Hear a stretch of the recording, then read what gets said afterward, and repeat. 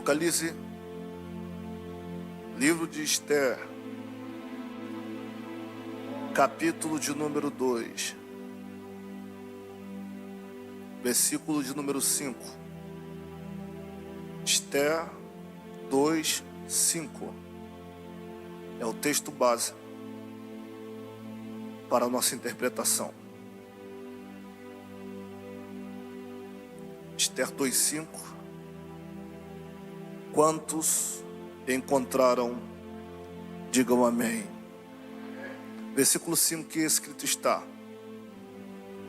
havia então um homem judeu na fortaleza de Suzã, cujo nome era Mardoqueu, filho de Jair, filho de Simei, filho de Quis, homem benjamita, que fora transportado de Jerusalém com os cativos que foram levados com Jeconias, rei de Judá, ao qual transportara Nabucodonosor, rei da Babilônia. Este criara a Hadassah. Este criara a Hadassah. Repita após mim: Hadassah. Ninguém ouviu. Vamos lá. Hadassah, que é Esther, filha do seu tio, porque não tinha pai nem mãe. Era moça bela, de parecer e formosa vista. E morrendo seu pai e sua mãe, Mardoqueu a tomara por sua filha. Podem se assentar.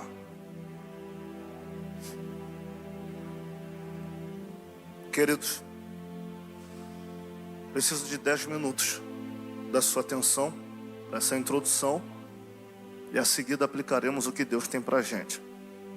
Quantos estão comigo, digam amém.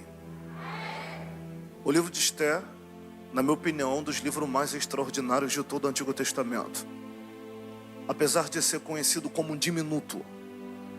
Para quem não sabe o que é um diminuto na gramática portuguesa é um livro curto que fala muito em suas expressividades, ainda que não tenha tamanho para falar tanto assim. Esther, o seu livro, foi escrito aproximadamente no ano 450 a.C. Até hoje, há algumas divergências acerca da autoria que denota o livro de Esther. Alguns dão a autoria para Esdras, porque foi Esdras o fundador da sinagoga dentro da Babilônia. Os manuscritos pós-babilônicos foram escritos por Esdras, como o livro de Crônicas, Esdras, e alguns datam até o livro de Neemias. E como Esdras foi a peça principal pós-babilônica para a restauração da lei e a criação do Sinédrio, alguns dão a autoria do livro de Esther a Esdras. Outros já dão autoria ao livro de Esther ao tio primo dela, conhecida como Mardoqueu. Mas apesar de ser chamada pela autoria de Esdras ou Mardoqueu, o importante é que essa mulher viveu um período de restauração. O período do governo do rei Xerxes I, conhecido como Assuero, que foi do ano 485 até o ano 464. O período de 20 anos de reinado, quando essa mulher se tornou rainha no lugar de Vasti e iniciou o reinado com ele. Na verdade, o livro de Esther é um dos livros mais memoráveis pelos judeus até hoje, pois ele é conhecido como uma Megilá. Para quem não sabe o que é uma Megilá ou uma Megilot no termo hebraico, uma Megilá são 5 livros ou rolos que são lidos no meio das festas judaicas dentro das sinagogas. Entre as 5 Megilá está a primeira Megilá, que é o Cântico dos Cânticos. O livro dos Cânticos é lido no dia da festa do Pechás, ou a festa da Páscoa, no dia da festa da Páscoa, como no período do Shavuot, que é a festa do Pentecoste. É lida o livro de Ruth nesse período da Megilá. No dia do Pentecoste, todo judeu ficava diante dos líderes religiosos, como sacerdote, ouvindo a leitura na festa do Pentecoste do livro de Ruth, como o livro de Lamentações, que é lido no período da festa do Tisha B'Av. O termo Tisha B'Av significa luto e jejum. É o período em que o povo de Jerusalém entra em um período de jejum nacional e lê o livro de Lamentações, lembrando da queda de Jerusalém no ano 586 por Nabucodonosor e no ano 70 por General Tito, onde 2 vezes o templo de Judá foi brutalmente destruído. Ou o quarto, Tisha B'Av, que é conhecido como a festa do Sucote, que é lido o livro de Eclesiastes, das tendas ou das cabanas. E o último, Megillah, é conhecido como o dia do Purim, a festa do livramento, onde se lê até hoje o livro de Esté, anualmente pelos judeus em Jerusalém. É o período em que Deus levanta Esté como um novo selo divino para o novo período de Jerusalém. Na verdade, Esté é a restauração divina de um novo pacto depois da queda de Jerusalém, que foi no período do cativeiro babilônico. O cativeiro babilônico foi o pior período em que Jerusalém viveu dentro de um sofrimento, vivendo 70 anos de exílio dentro de cruéis 17 anos de deportações. A primeira deportação foi no ano 605, quando foi levado por Nabucodonosor, após vencer a batalha de Carquemis contra o rei Neco, aproximadamente 600 jovens de Judá, da linhagem real, entre eles Daniel, Ananias, Misael e Azarias. É o período do primeiro ataque, onde começa o lamento de Sião, onde Jerusalém começa suas percas e danos e sua queda. O segundo ataque que Nabucodonosor vai enviar a Judá é no ano 597, quando vai ser levado aproximadamente 10 mil valentes, que está escrito em Buda Reis 24:15, vai ser levado carpinteiros, ferreiros, boieiros. Nabucodonosor, com aproximadamente 32 anos, ele quer reformar a Babilônia e fazer da Babilônia uma das 7 maravilhas do mundo antigo. É quando ele exila Jerusalém e leva os 10 mil valentes. Entre eles vão ser levados Ezequiel, Mardoqueu e os idosos, que era um pai de Radás. E aqui começa a história dela, mas eu já volto para cá. O último ataque é 11 anos após o segundo, no ano 586, quando se cumpre a profecia de Abacuque. Ainda que a figueira não floresça, que o campo não produza mantimento, que as ovelhas sejam arrebatadas dos currais e nos currais não haja mais gado.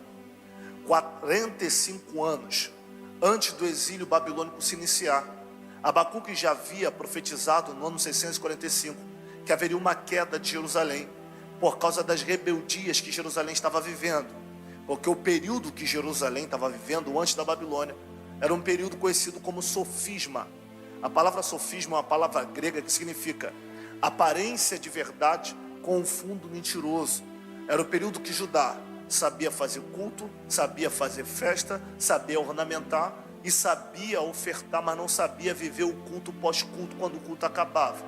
E é nesse período que Deus permite que a Babilônia, dentro de 17 anos de deportações, 605, 597, 586, destrua toda a nação de Judá, e aproximadamente 58 mil judeus foram brutalmente assassinados, mulheres foram estupradas e crianças esquartejadas.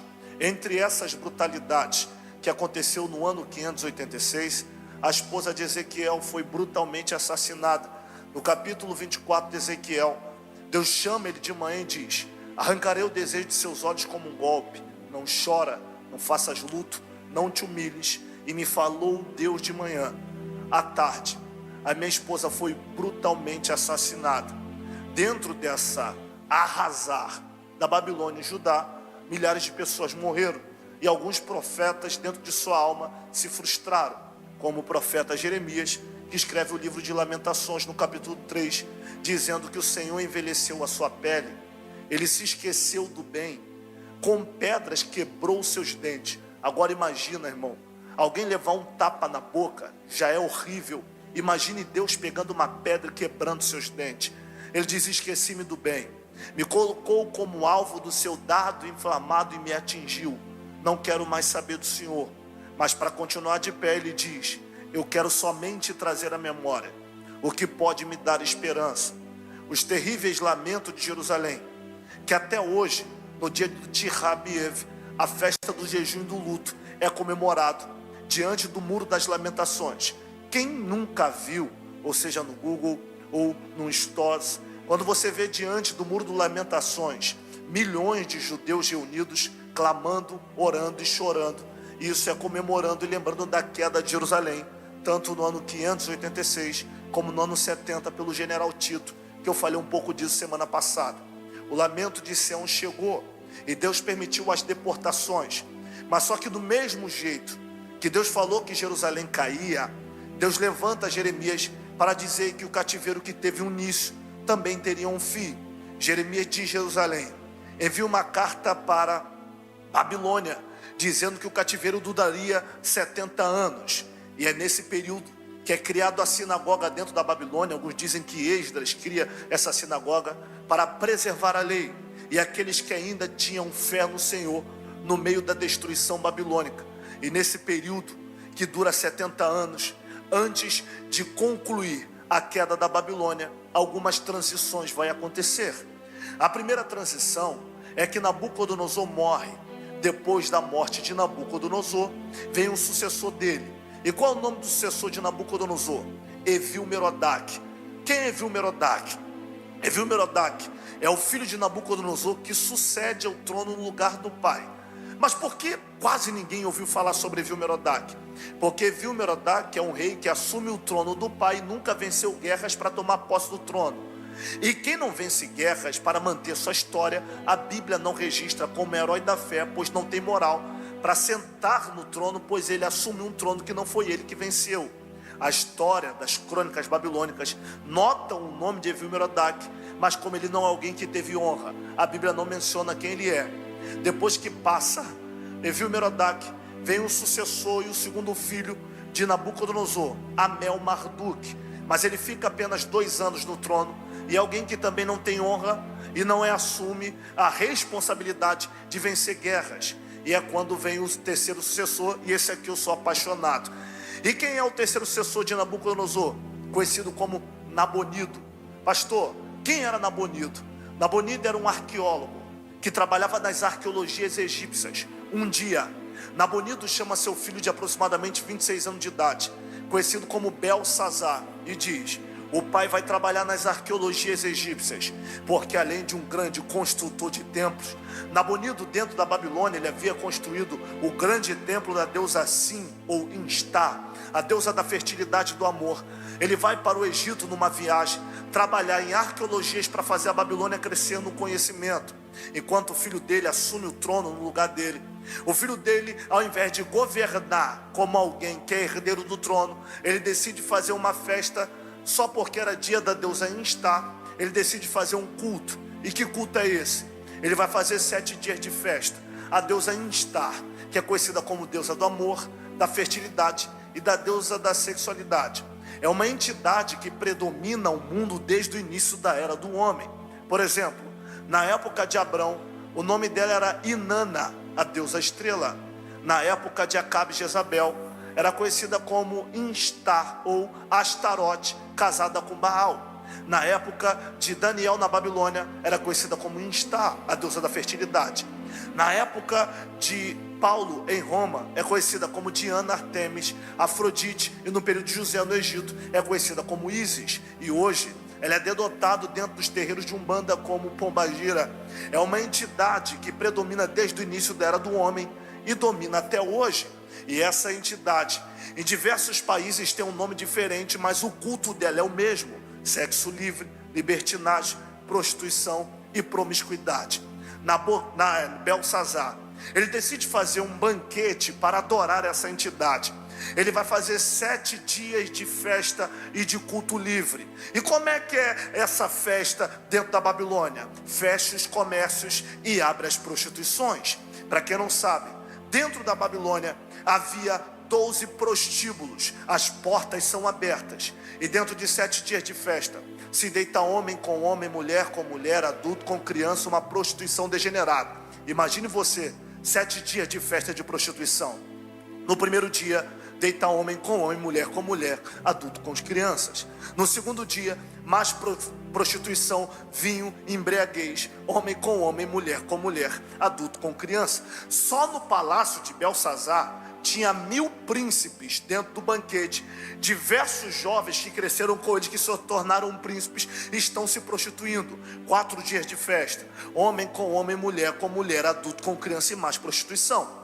5º dia de festa, mais prostituição, vinho, embriaguez, homem com homem, mulher com mulher, adulto se prostitui com animais. 6º dia de festa, mais prostituição.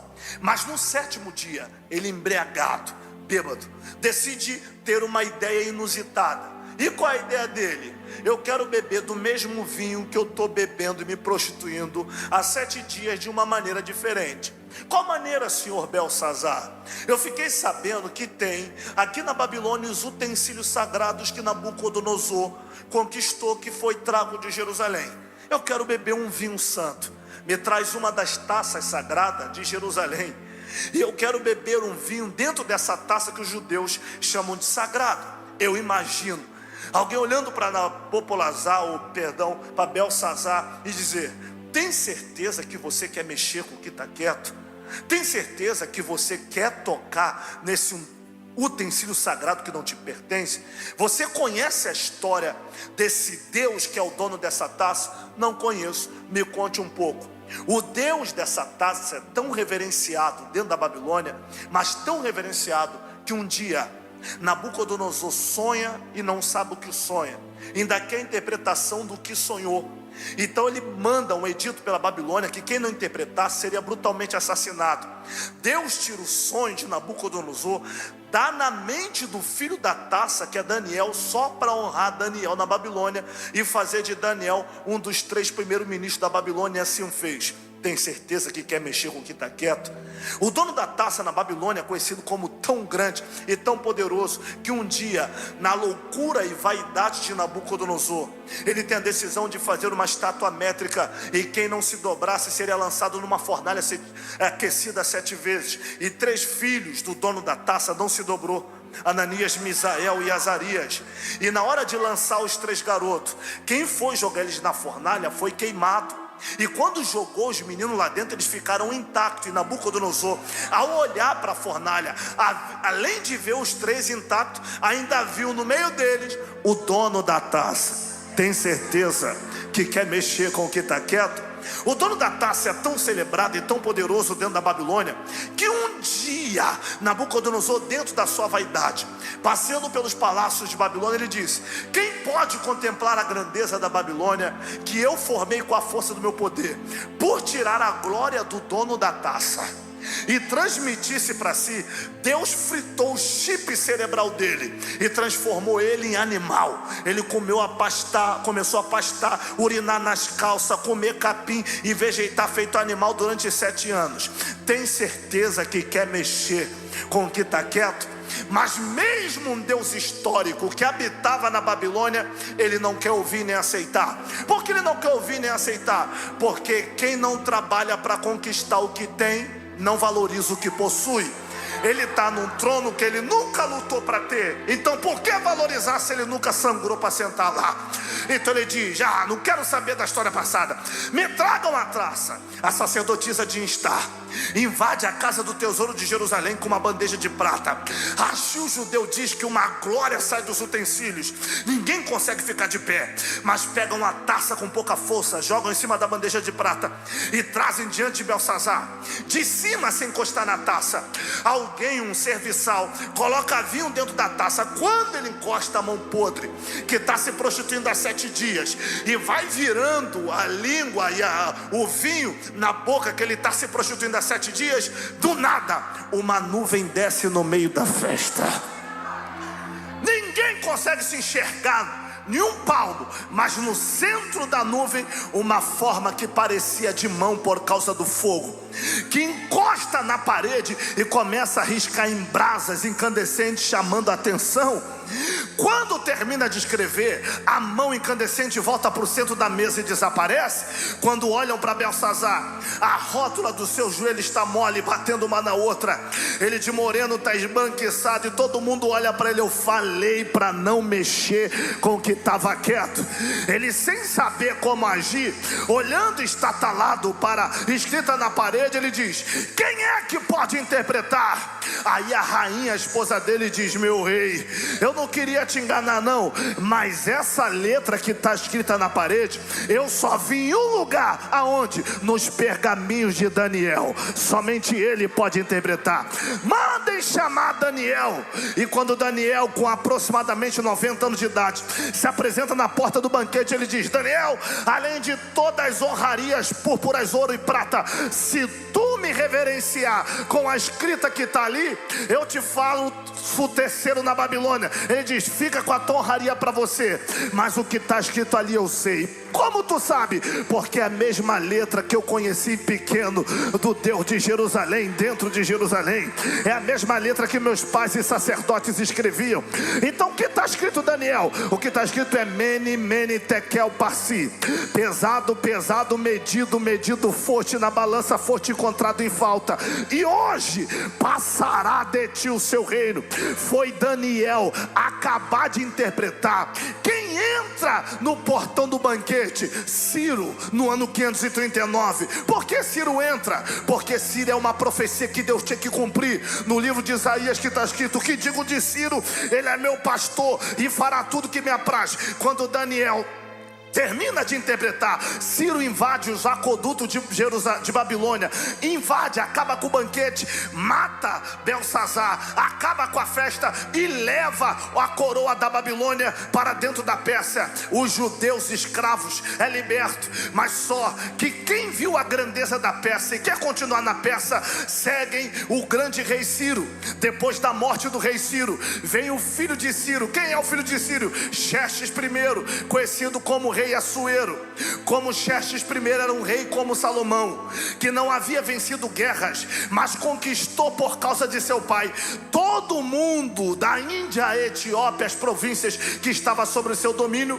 Ele decide fazer uma festa de 6 meses. Nesse banquete de 180 dias, ele decide convidar 127 príncipes de 127 províncias e decide mostrar a grandeza do seu reino e a beleza que estava sobre ele e sobre o seu poder. Depois do segundo dia de festa, ele já embriagado, ele olha para os príncipes e diz: gostaram dos ouros que meu pai conquistou? Gostou das pratas e dos ouros que está na força do meu poder? Agora eu quero te mostrar uma grandeza maior do que o ouro e a prata que eu tenho. Qual é a grandeza, grande rei Assuero? A grandeza é a minha rainha, a rainha Vasti. Mandem trazer a rainha Vasti. Pastor Cleito, meus amigos, eu fiquei me perguntando, quando mandou trazer rainha Vasti para se apresentar no banquete os 127 príncipes, eu me perguntei por que ela não quis se apresentar. Rashi, um judeu que conta na Talmud, ele diz que Vasti, pelo rei, foi ordenada que a beleza corporal dela fosse exposta. Como assim? A roupa persa era uma roupa larga, que cobria do pescoço aos pés e tampava com uma coroa muito grande, pesada na cabeça. E como vai mostrar a beleza da rainha mostrando roupa? Então o rei Assuero mandou despir a rainha, para que todo mundo visse as curvas do seu corpo e olhassem para ver a grande beleza do corpo da esposa do rei. Mas só que a rainha Vasti é um tipo de mulher que grita: eu prefiro perder a coroa do que perder meu caráter. Eu prefiro perder a coroa, mas não perca a dignidade. Se meu esposo me quer só para ele, eu me apresento, mas se for para outros, não vou me apresentar. Ela não vai, ela é destituída e tirada, não é mais rainha. Mas só que no outro dia, quando Assuero está deitado na cama, ele sente saudade, e os serviçais estão vendo que ele está com o semblante entristecido, querendo Vasti de volta. Até que alguém chama ele e diz: meu rei, a gente não pode trazer Vasti de volta. Por que não? Porque o senhor a expulsou diante de todo o país, e se o senhor trouxer ela de volta, nenhuma esposa mais vai respeitar o seu marido. Então escolha uma jovem que seja seja bela e agradável aos seus olhos, para essa ser a nova rainha no lugar de Vasti. Aqui entra a história de Radassa. Repita após mim: Radassa sim, Ester não. Tá fraco, vamos de novo, diga: Radassa sim, Ester não. Pastor, por que Radassa sim, se é para alguém voar daí? E Ester não? É porque o nome dela nunca foi Ester. O nome dela é Radassa. Pastor, me prova que o nome dela nunca foi Ester, mas o nome dela é Radassa. Isso aqui vai marcar a história da sua vida. Sabe por que o nome dela nunca foi Ester, mas o nome dela é Radassa? Por quê, pastor? Porque Assuero comandava da Índia a Etiópia, era escravo de diversos países, cultura e etnia, e para ele não se perder no comando das colônias dos escravos, ele disse: todos os escravos estrangeiros que quiser vir para a Pérsia pode vir, mas tem um porém: só vai entrar se aceitar que o seu nome original seja mudado para a origem da onde ele veio. Quando veio o povo judeu que foi liberto no ano 539 por Ciro, veio o povo judeu para a Pérsia, os eunucos fizeram a pergunta: quem é esse moço judeu que está vindo? Aí a Bíblia não conta o nome dele original, mas ele diz: meu nome é tal. Então teu nome vai ser mudado para o Deus da origem, da onde você veio. Da onde você veio? Eu vim cativo da Babilônia. E qual é o nome do Deus da Babilônia?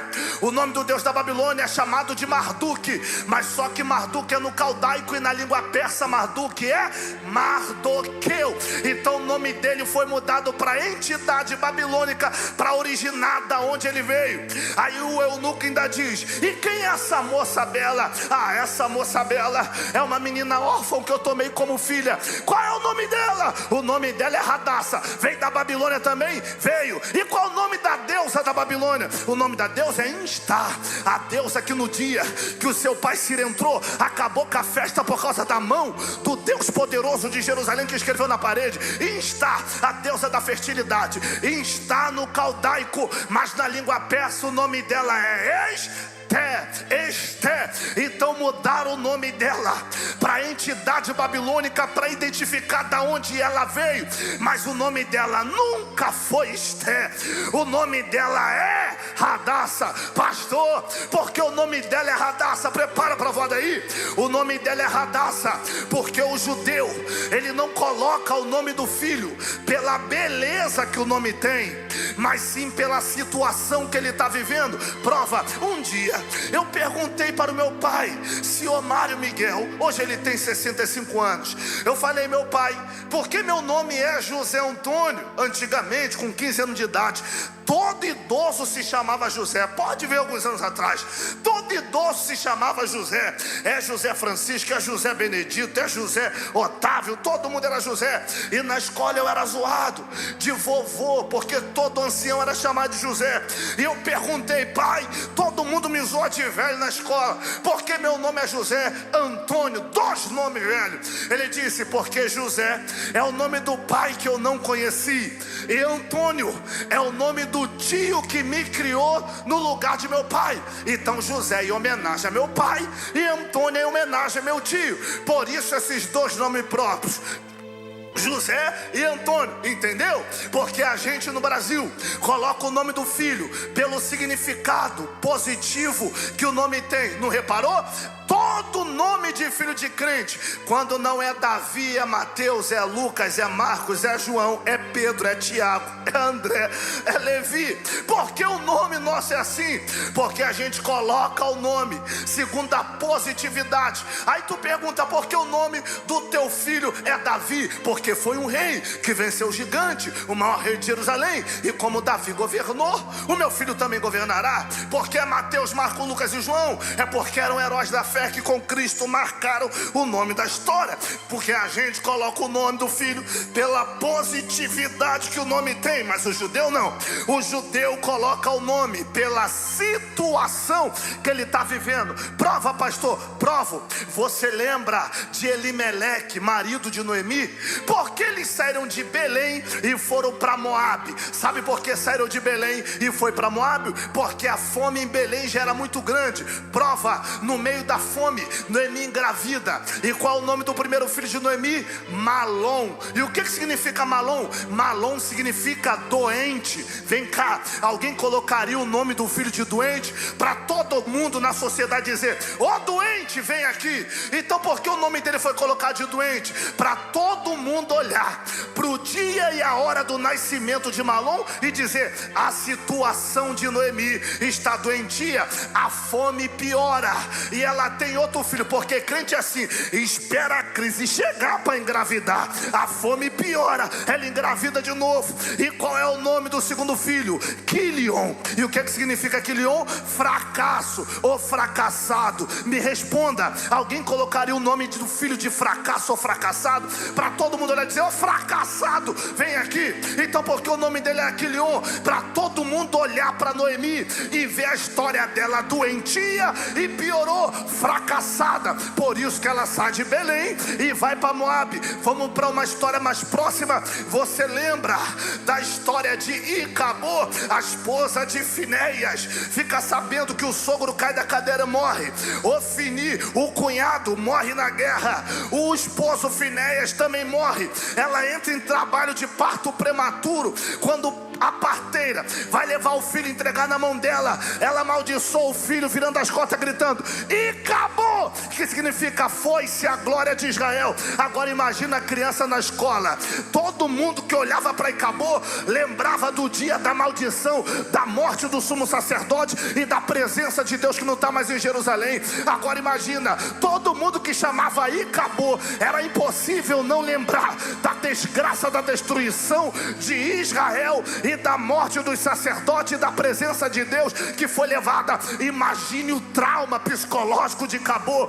Imagina nas comunidades, todo mundo falando: teu dia é um dia maldito, teu dia é um dia de guerra. É igual até hoje, ninguém se esquece do ano 1912, que é o período do Titanic esses dias, por causa da implosão submarina. Todo mundo começou a falar disso de novo. Era uma data memorável por causa da morte dos sacerdotes. O nome de Icabô, pastor, então finalmente, porque o nome da garota é chamado de Radassa. Sabe por quê?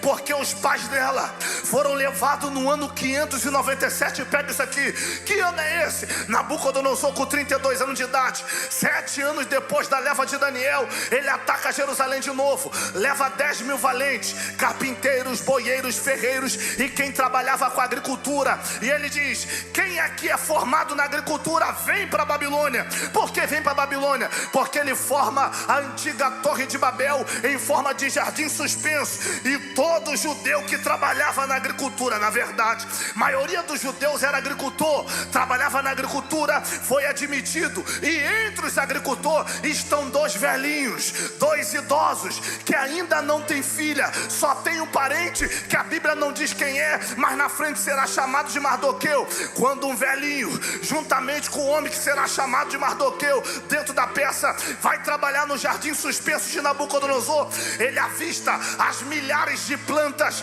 que Nabucodonosor tinha. Por quê? Porque além de ser guerreiro, ele era apaixonado por planta e por vegetações. No jardim suspenso de Nabucodonosor tinha mais de 382 tipos de planta: planta da Índia, planta da Grécia, planta da Etiópia, planta que custava $5, mas planta que também custava $50 mil. Quando o velhinho vai passeando pelo jardim suspenso de Nabucodonosor e vai trabalhar no jardim suspenso, ele avista uma planta chamada de Radassa. Pastor, que planta é essa Radassa? Radassa é uma murta, ela não tem tamanho, mas é uma planta que dela se extrai um perfume muito valioso. Mas o segredo da Radassa não é o perfume valioso que é extraído dela. Qual é o segredo da Radassa? É aonde ela nasce. A Radassa não nasce em qualquer lugar. Prova, pastor, se tu botar Radassa numa terra adubada, ela morre. Se tu plantar Hadassah numa terra fértil, ela morre. Se tu plantar Hadassah numa terra árida, ela morre. Se você plantar Hadassah numa terra seca, ela morre. Pastor, se em todas as terras preparadas a Hadassah morre, qual é a única terra que ela tem a capacidade de germinar e brotar? A Hadassah só nasce no meio da lama. Se a terra não for podre, ela não nasce. Se a terra não for lamacenta, ela não nasce. Sabe por que você não deu glória? Porque você não pegou. Eu falei a início que os judeus colocavam o nome do filho segundo a situação que ele estava vivendo. Quando o velhinho vai para casa depois de trabalhar no Jardim Suspenso, ele diz: minha esposa, eu avistei no Jardim Suspenso de Nabucodonosor uma planta chamada Hadassah. Dela se extrai um perfume muito caro, mas tem um porém: ela só nasce se for na lama. Se o lugar não for podre, ela não nasce. Se um dia a gente tiver uma filha, o nome dela tem que ser Hadassah. Por que o nome dela tem que ser Hadassah? Porque o ambiente que a gente está morando, Babilônia, é podre, prostituição, ninguém presta, álcool, macumbas, feitiçarias, algo que ninguém dá valor, a terra em que ninguém vale nada. Mas só que tem um porém: o que? No ambiente em que ninguém presta, a gente vai gerar alguém que vai ser diferente no meio dos iguais. Levante as mãos que você não pegou. Eu vou repetir: no ambiente em que ninguém presta, a gente vai gerar alguém diferente no meio dos iguais. Por quê? Porque o que identifica o que você é, não é a terra que você vai ser gerado. Quem identifica quem você é o Deus da terra, que decidiu te plantar na terra que muitos dizem que não tem valor. Alguém está dizendo: pode não valer nada, o ambiente pode ser precário, mas se o dono da terra te plantou no ambiente que ninguém escolhe, Deus diz: eu vou te honrar nessa terra para te fazer ser o que ninguém da terra é. Aleluia! Diga para alguém que está do teu lado: Hadassah não é teu nome. Diga: Hadassah é teu destino. Vou repetir: diga: Hadassah não é teu nome.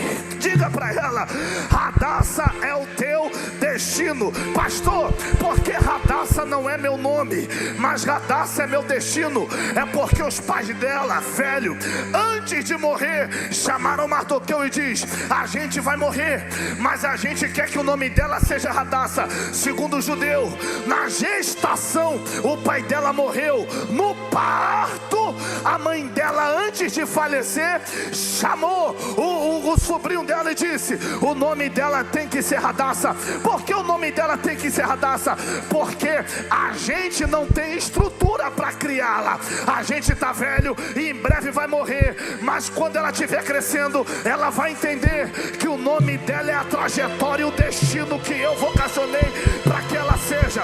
Eu não sei se alguém vai pegar de pé ou sentado, porque a Hadassah é o destino dela. Porque Hadassah, ela nasce para ser perfume, mas ela não é perfume. Tem alguém lágrimas pegando? Eu vou repetir: a Hadassah, ela nasce para ser perfume, mas a Hadassah, ela não é perfume. Pastor, como assim ela nasce para ser, mas não é? Se você pegar a folha da Hadassah e cheirá-la, ela não tem cheiro. Se você passar no corpo, não fica cheiroso. Se você botar na roupa, não tem cheiro nenhum. Mas pastor, se dela se extrai um perfume caríssimo, como ela vai virar perfume? O agricultor da botânica tem que pegar a folha da Hadassah, cortar da árvore, picotar ela, amassar ela, triturar ela, moer ela, pisar nela, e quanto mais humilhada ela for, mais essência ela vai exalar. Alguém pegou de pé comigo? Eu não sei se mais alguém vai pegar. É os pais dela dizendo: para minha filha crescer e se tornar o propósito que Deus tem para ela de ser rainha, a vida não vai facilitar, vai amassar, vai triturar, vai pisar. Mas alguém aqui pegou de pé? Eu vou repetir: a vida vai amassar, vai pisar, mas vai triturar. Mas para vergonha do diabo, o diabo está pensando que a dificuldade da vida vai matar ela, mas é o contrário. Quanto mais amassa, aperta, mais exala. Quanto mais aperta, mais exala. Quanto mais humilha, mais exala. Tem gente pensando que a guerra que tu tá enfrentando vai destruir o projeto de Deus na tua vida, mas mal ele sabe que tudo que tu tá passando vai te empurrar pro propósito e vai te fazer prosperar. Ai meu Deus, já que alguém pegou lá em cima, eu vou profetizar. Levante as mãos pra cima. Esse ano de 2023 vai ser o ano das radaças. Como assim, pastor? Que atravessar o ano de 2021 sendo pisada, sendo humilhada, sendo perseguida, mas o diabo tá dizendo: ah, vamos matar, vamos parar. E Jesus está dizendo: diabo, tu não entendeu? Tem gente que vence inteiro, mas eu escolhi gente que vai vencer quebrado. Ninguém vai parar a evolução do projeto na tua vida. Segura a mão de alguém que eu já encerro. E calamará cheia. Diga para alguém que está do teu lado: você é radaça. Alguém que se não humilhar não cresce. Alguém que se não apertar não cresce. Alguém que se não pisar não cresce. Não reparou? Tudo teu é na dificuldade. Crescer é na dificuldade, conquistar é na dificuldade. É Deus dizendo: é porque você é radaça, meu filho.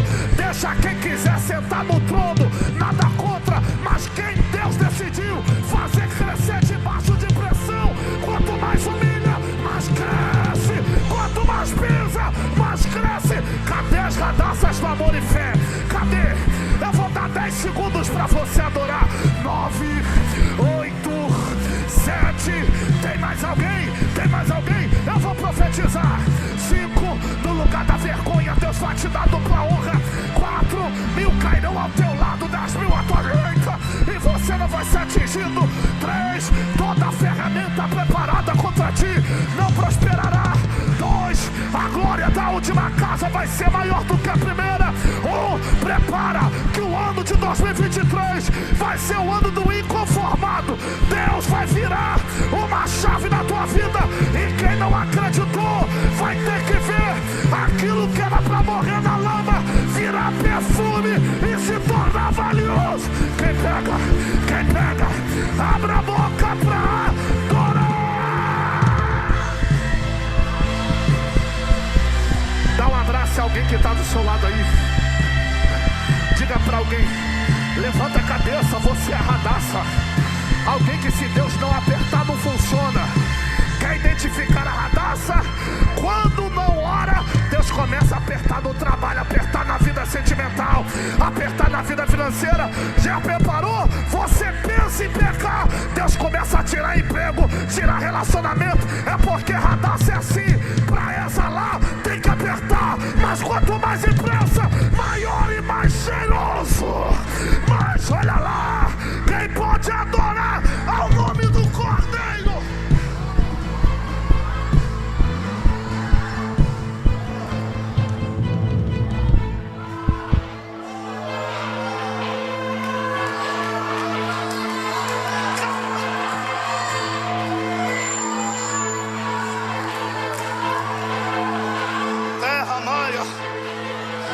Tem uma senhora de pé adorando comigo aqui.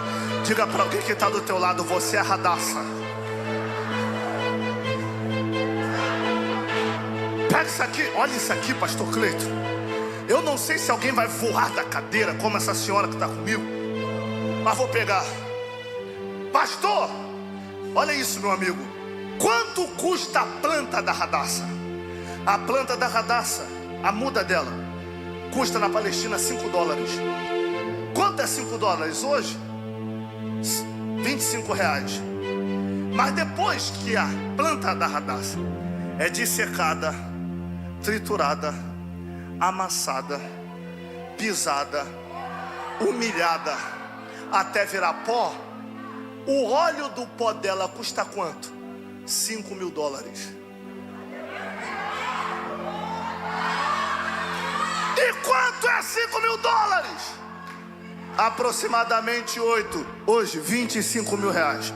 Espera aí, uma folha inteira custa R$25? Sim, mas a mesma folha moída, picotada, triturada, Olha lá, amassada,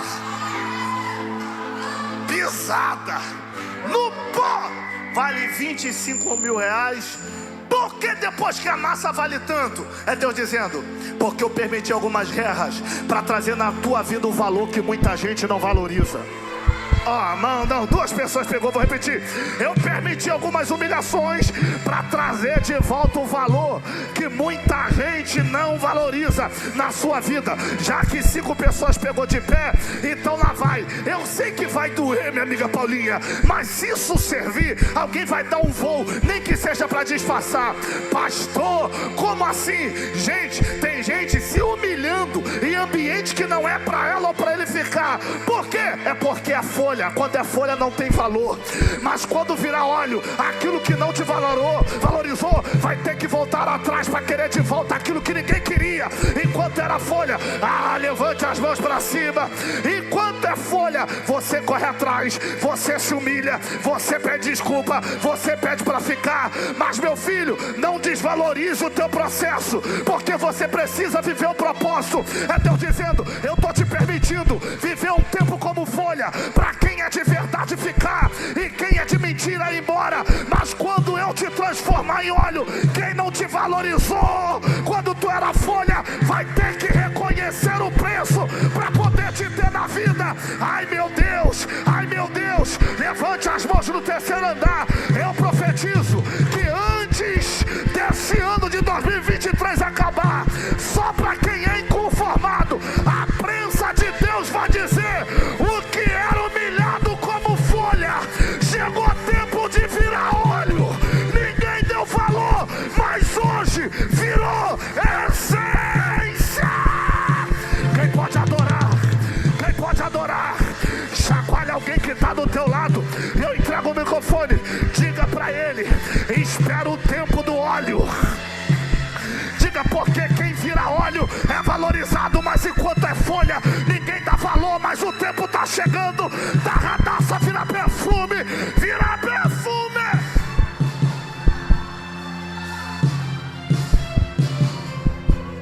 Encerrei. Aleluia. Encerrei.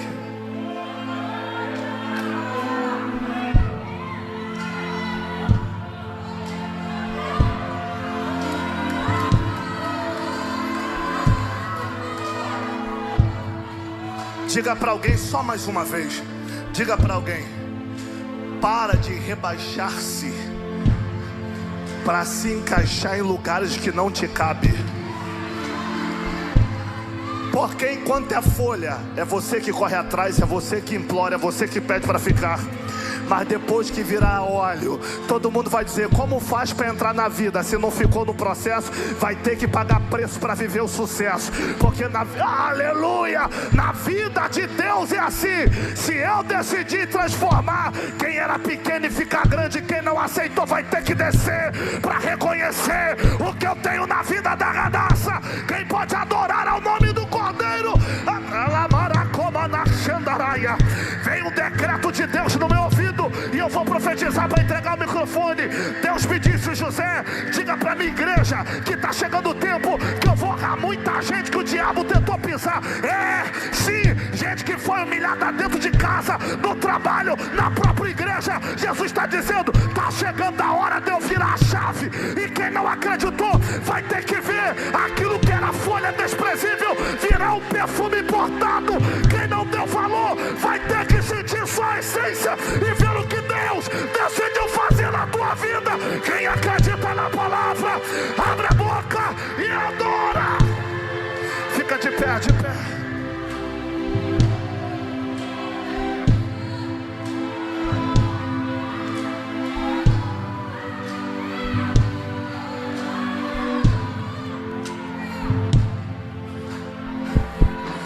Diga para alguém que está do teu lado: Radassa não é teu nome, Radassa é teu destino. Pastor, por que Radassa não é meu nome, mas é meu destino? Porque nome qualquer um pode ter, mas destino só tem quem tem chamada. Pastor, prova que Radassa é meu destino. Prova. Tu conhece alguém, vacila mais do que respira, Deus não faz nada. Pé que canta, pé que prega, pé que dirige igreja, pé que está no trabalho, e Deus não faz nada. Aí tu diz, já que todo mundo faz e não dá em nada, eu vou fazer também. Tu só pensa em fazer.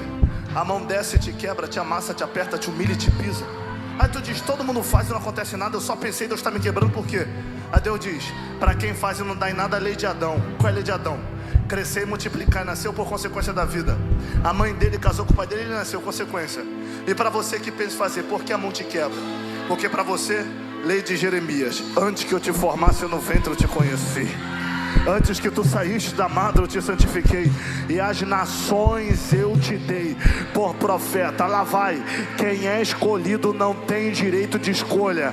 Ou aceita o processo para viver o projeto, ou Deus vai viver te quebrando até tu virar óleo na marra. Mas ninguém vai impedir o trono que Deus já reparou e preparou para você viver e para você se sentar.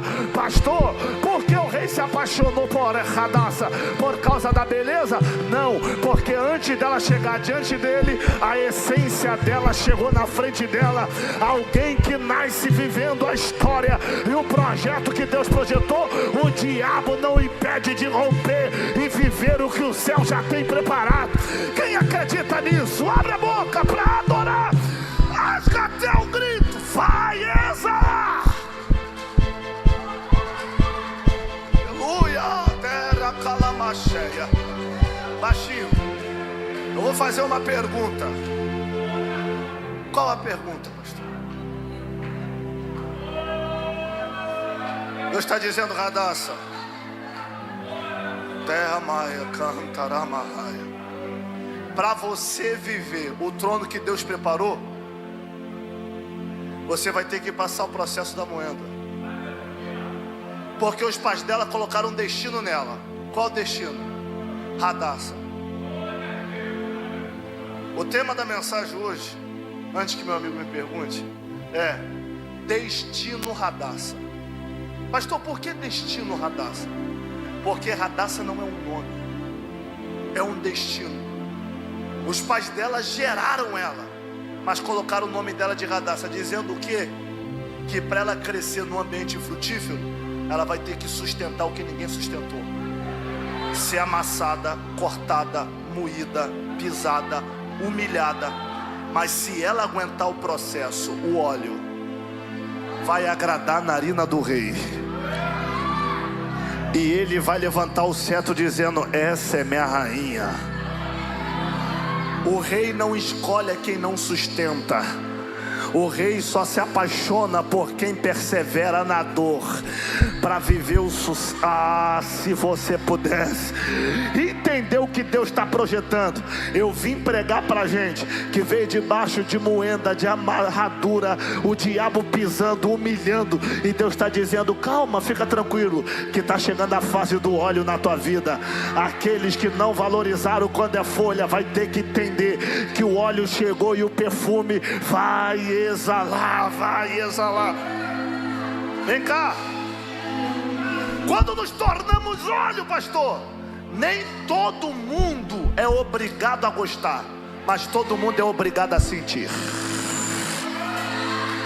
Pegou? Vou repetir. Eu sou apaixonado por perfume doce. Tô quase acabando com os que eu tinha. Good Gill, La Vie Belle, John Vip Rosé. Eu sou apaixonado por perfume doce. E tem gente que acha estranho um negão de 1,93 m cheirando a mulher. Que eu gosto de perfume doce. Eu já vi gente olhar pra mim e falar, estranho, um cara desse tamanho com cheiro doce. Aí eu falei, não gostou? Não, mas sentiu? Senti. Porque na vida de quem tem destino é assim. Tu pode até não gostar, mas sentir tu é obrigado. Tem gente que pode até fazer cara feia porque não gostou, mas ninguém pode impedir de sentir a essência que está exalando no ambiente. É Jesus dizendo, fica tranquilo, um monte de gente vai amarrar a cara, um monte de gente vai ficar com raiva, um monte de gente vai até xingar, mas não tem problema não. O importante é que aonde você passa, a sua essência passa na frente, chega primeiro. Quem pode aplaudar Jesus acima da cabeça? Deus abençoe. Vou perguntar uma vez. Eu sei que a maioria aqui está com cara de crente, de Radassa, mas tem alguém que entendeu o projeto e Deus está dizendo: eu preciso te fazer exalar, mas para isso você tem que aceitar o processo, ser pisado, moído como Radassa, para virar rainha e se tornar aquilo que o céu projetou para você. A primeira vida afastada está aqui na igreja. Se tiver alguém afastado, ó, tá vindo aqui a primeira Radassa.